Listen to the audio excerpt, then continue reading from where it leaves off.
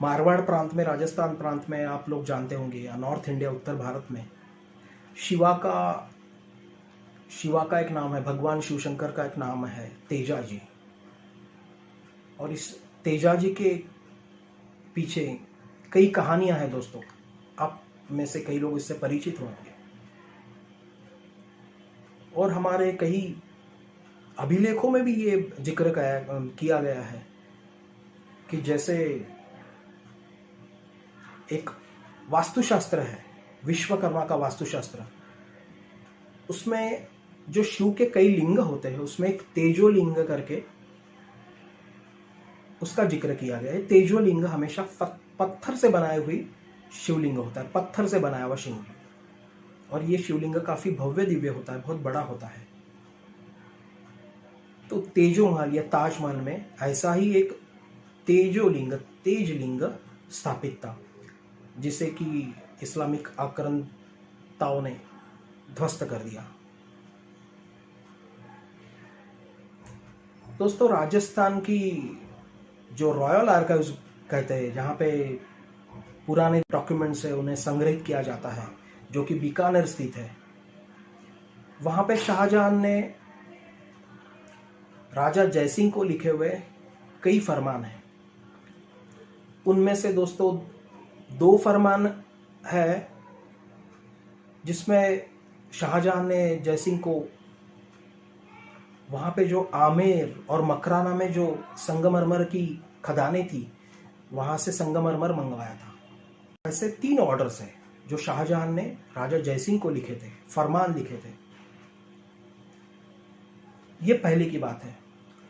उन फरमानों में शाहजहां राजा जयसिंह को धमकाते हुए देखते हैं कि आप ये जो ताजमहल है ये हमें सौंप दो। और कहा जाता है कि राजस्थान के जो रॉयल फैमिलीज है दोस्तों, उनके संग्रह में आज भी ये फरमान है, लेकिन अभी तक दुर्भाग्यवश ये फरमान को अभी तक उन्होंने पब्लिक नहीं किया, जो कि हम आशा करते हैं कि बहुत जल्दी पब्लिक हो जाएगी। तो दोस्तों, ये जो फरमान है जिसमें शाहजहां ने राजा जयसिंह से संगमरमर की डिमांड की थी और संगमरमर के साथ उसके कारीगरों को भी भेजने के लिए कहा था, लेकिन उसमें संगमरमर कितने क्वांटिटी में चाहिए, कितने प्रमाण में चाहिए, उसका कोई जिक्र नहीं है। दोस्तों, ताजमहल जैसी भव्य वास्तु जो कि जमीन के ऊपर 240 फीट है और जमीन के नीचे 240 फीट है, मतलब ये पूरी वास्तु लगभग 500 फीट की है। सोचो उसको किस हद तक संगमरमर की जरूरत पड़ी होगी। लेकिन शाहजहां ने जो फरमान राजा जयसिंह को लिखा, उसमें ना तो इसका जिक्र है, ना तो कितने लोग लगे, ना तो कितना संगमरमर लगा और कितने सालों तक ये संगमरमर वो मंगवाते रहे, इसका कोई जिक्र नहीं है। दूसरी बात, ये जो कहा जाता है कि मुमताज बेगम की याद में मकबरा बनवाया गया था, अब थोड़ा इस पे भी देखते हैं। दोस्तों, बेगम मुमताज का जो देहांत है वो 6 जून 1631 में हुआ था। उन्होंने एक पुत्री को जन्म दिया और तुरंत ही उनका देहांत हो गया। देहांत होने के बाद उन्हें बुरहानपुर, जो कि मध्य प्रदेश में है, वहां पे दफनाया गया और वहां पे लगभग उन्हें 6 महीने तक दफनाया गया। और 6 महीने के बाद कहा जाता है कि उनका शव उकेर कर आगरा में लाया गया और फिर जहां पे ताजमहल है वहां पे उसे फिर से दफनाया गया। दोस्तों, पीटर मुंडी करके एक ब्रिटिश इतिहासकार कहे या प्रवासी कहे, जो कि बेगम मुमताज के देहांत के 1 साल बाद, मतलब लगभग 1632 में भारत आए थे, आगरा आए थे। और उन्होंने अपने आगरा के प्रवास वर्णन में कई चीजें मेंशन की है। तब उन्होंने ताजमहल के बारे में भी काफी वर्णन किया है। उन्होंने कहा है कि जो मकबरा है वो मकबरे के चारों तरफ सोने से बनी हुई रेलिंग्स है, उस पे कीमती हीरे जवाहरात है, बड़ी भव्य वास्तु है ताजमहल। तो दोस्तों 1631 में मुमताज बेगम का देहांत होता है और एक ही साल में बड़ी भव्य वास्तु जिसे कि पीटर मुंडी अच्छी तरीके से जिसका वर्णन करते हैं, ये कैसे संभव है, जबकि इतिहासकार खुद बताते हैं कि इसे बनवाने के लिए लगभग 22 साल लगे। इससे ये साबित होता है दोस्तों कि शाहजहां या मुमताज बेगम की मौत के समय ये पूरी हवेली या ये मंदिर या ताजमहल अपने पूरे अस्तित्व में वहाँ पे था, वहाँ पे मौजूद था। तो तब और आज में दोस्तों क्या फ़र्क है? पीएनओ का जो संशोधन था, रिसर्च था, उसे तो वामपंथियों ने और तब की सरकारों ने तो नकार दिया।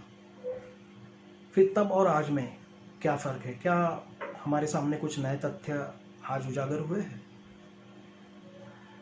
तो दोस्तों 2008 में और एक इतिहासकार डॉक्टर विद्याधर ओक,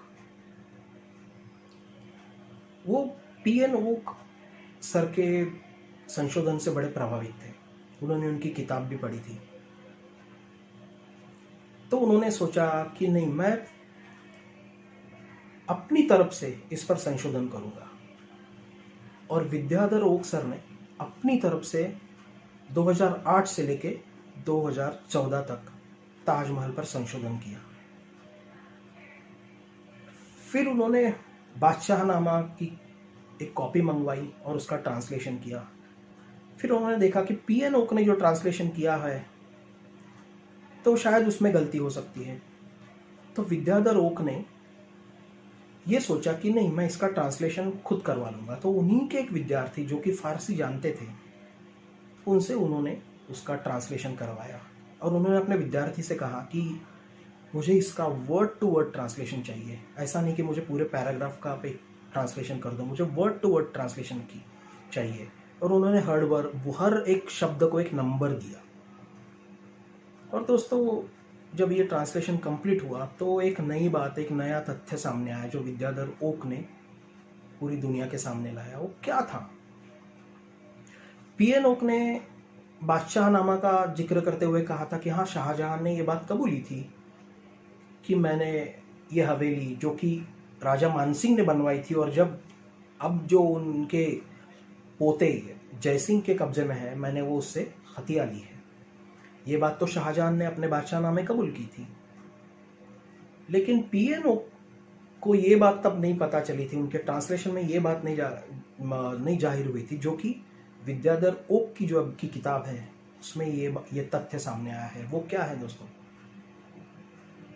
तो शाहजहां ने अपने बादशाहनामा में ये जिक्र किया है कि मैंने वो जो जमीन, वो जो जगह ली, वो जो हवेली ली, वहां पे एक बहुत बड़ी भव्य वास्तु थी, राजा मानसिंह ने बनाई हुई हवेली थी। और वहां पे दोस्तों एक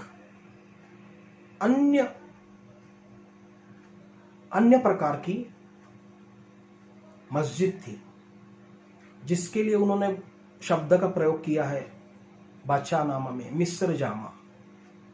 दोस्तों मिस्र का मतलब होता है अलग, जामा का मतलब होता है प्लेस ऑफ वर्शिप, जहाँ पे पूजा अर्चा की जाती हो, या मस्जिद।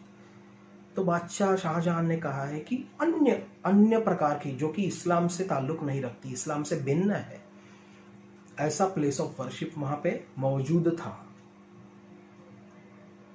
दोस्तों ये बहुत बड़ी बात थी, ये बहुत बड़ा तथ्य था जो कि विद्याधर ओक की संशोधन से सामने आया है। और ये बात वहीं पे बादशाहनामा में ही है। अब पीएन ओक ने जो ट्रांसलेशन किया, उनके ट्रांसलेशन में ये बात क्यों बाहर नहीं आती, ये दुर्भाग्यपूर्ण है। और ये बात पीएन ओक भी नहीं जानते और ना तो विद्याधर ओक जानते हैं कि ये ट्रांसलेशन में ये बात तब क्यों सामने नहीं आई।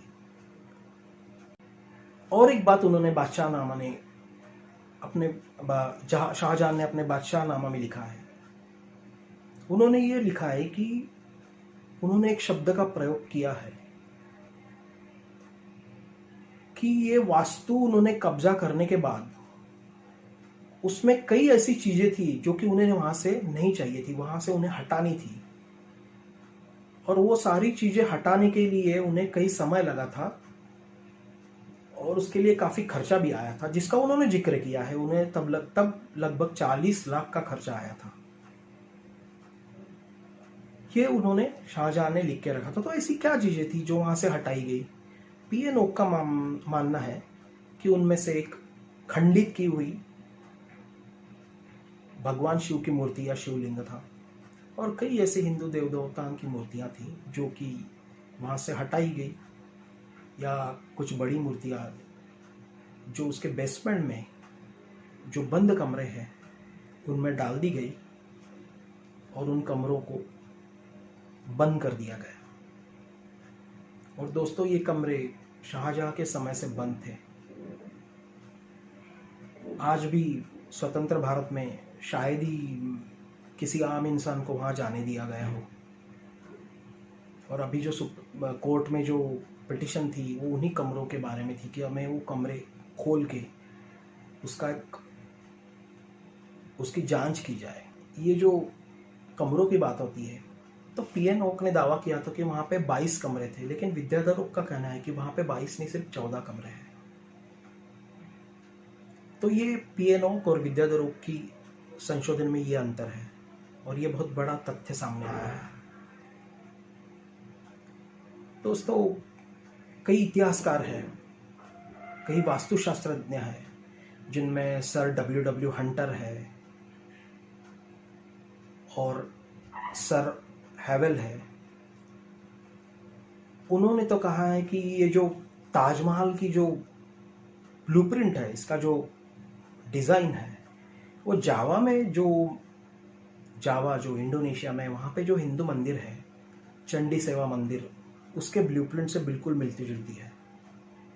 अगर आप दोस्तों जावा के मंदिर का इमेज देखो, चित्र देखो, तो आपको पता चलेगा 4 जो कि पिलर होते हैं, स्तंभ होते हैं, और बीच में बड़ा सा गुंबद होता है। ताजमहल में बिल्कुल वैसा ही बनाया गया है दोस्तों।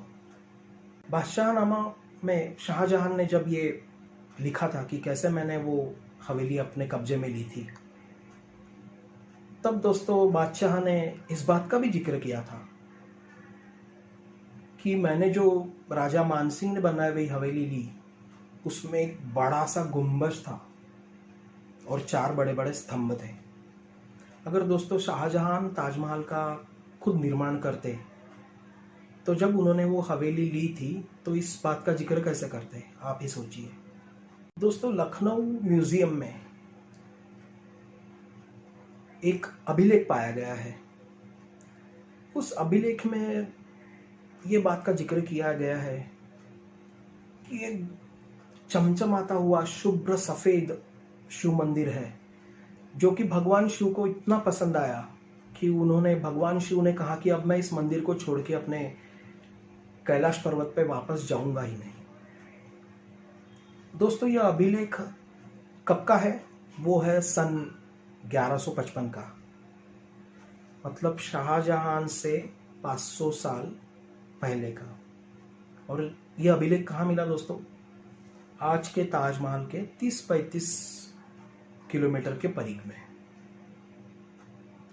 और दोस्तों, आगरा में ऐसे वर्णन वाली दूसरी कोई शिव मंदिर अस्तित्व में ही नहीं है। शाहजहां ने मुमताज बेगम के लिए कहा जाता है कि ये बड़ा महंगा ताजमहल का निर्माण किया। सन 1692 में 1652 में उन्हीं के पुत्र औरंगजेब ने उन्हें एक खत लिखा था। वो खत में औरंगजेब क्या लिखते हैं? वो लिखते हैं, शाहजहां को लिखते हैं कि बेगम मुमताज का जो जहाँ पे दफनाया गया है वो वास्तु बड़ी ही जीर्ण हो चुकी है, बड़ी ही कमजोर हो चुकी है, वहां से पानी टपक रहा है और इसे तुरंत मरम्मत की जरूरत है। और औरंगजेब ने अपने पैसों से उसकी मरम्मत करवाई थी और बादशाह को लिखा था कि फ़िलहाल तो मैं इसकी थोड़ी मरम्मत कर रहा हूँ, लेकिन इसे पूरे मरम्मत की ज़रूरत है। ये खत लिखा था 1652 में। तो दोस्तों 1631 के बाद बनाई हुई वास्तु क्या 1652 में इतनी जर्जर और इतनी पुरानी हो सकती है कि जिसे इतने बड़े पैमाने पर मरम्मत की जरूरत हो? इससे क्या साबित होता है? तो दोस्तों आज हमने इन सारे तथ्यों को या इन मान्यताओं को हमने देखा और आशा करते हैं कि एक ना एक दिन सच सामने आएगा ही। भले ही अभी कोर्ट ने ये पिटीशन हटा दी है, रिजेक्ट कर दी है, लेकिन दोस्तों मेरा मानना है कि बहुत जल्द ये सच पूरी दुनिया के सामने आएगा। अभी सरकार सुनने में आया है कि कुछ ऐसे कदम उठा रही है कि ASI archaeological survey of India के कब्जे में आने वाले जितने भी स्मारक हैं उनकी जांच की जाएगी, उनका सर्वे किया जाएगा और वहाँ पे हिंदू जो जितने भी मंदिर है वहाँ पे पूजा अर्चा की परमिशन दी जाएगी। उसके लिए जो कानून बनाया गया था ASI एक्ट 1958 उसमें भी सुधार किया जाएगा। दोस्तों भारत के स्वतंत्र होने के बाद 1960 के आसपास SR राव करके जो सुपरिटेंडेंट थे आगरा में आर्कियोलॉजी के, उन्होंने अपने रूटीन इंस्पेक्शन के दौरान देखा था कि जो गर्भगृह है ताजमहल का, उसमें उन्होंने दीवार में क्रैक दिखी। उन्होंने अंदर झांक के देखा तो उन्हें कुछ दिखा, तो वो स्टडी करने के लिए, वो जांच करने के लिए उन्होंने वो दीवार का हिस्सा हटाया। तो दोस्तों कहा जाता है कि वहां से 2-3 संगमरमर की मूर्तियां निकली। उन्होंने अपने सीनियर से, सुपीरियर से इस बात का जिक्र किया, लेकिन दुर्भाग्यवश ये पूरे मामले को दबाया गया। उन मूर्तियों को फिर से दीवार में चुनवा दिया गया, पूरा वो रिपेयर किया गया, लेकिन इस बात का SR राव ने जिक्र किया हुआ है उनके काम का। तो इस बात पे भी आने वाले दिनों में आवाज़ उठेगी और मेरा पूरा मानना है कि ये ताजमहल का सच पूरी दुनिया के सामने आएगा। दोस्तों इससे कुछ फर्क नहीं पड़ता कि वास्तव में वो मंदिर था या कोई इस्लामिक स्ट्रक्चर था। फिर हमें क्यों जानना है दोस्तों? इसलिए जानना है कि आज तक हम गलत इतिहास पढ़ते आए हुए हैं। कम से कम हम ये तो उम्मीद कर सकते हैं कि हमारे आने वाली पीढ़ियां सही इतिहास पढ़े और उन्हें अपने देश के असली इतिहास, सच्चे इतिहास के बारे में पता चले। उसके लिए दोस्तों ताजमहल का सच सामने आना हम सब के लिए बहुत ज़रूरी है। आज के लिए बस इतना ही दोस्तों, फिर मिलेंगे। नमस्कार।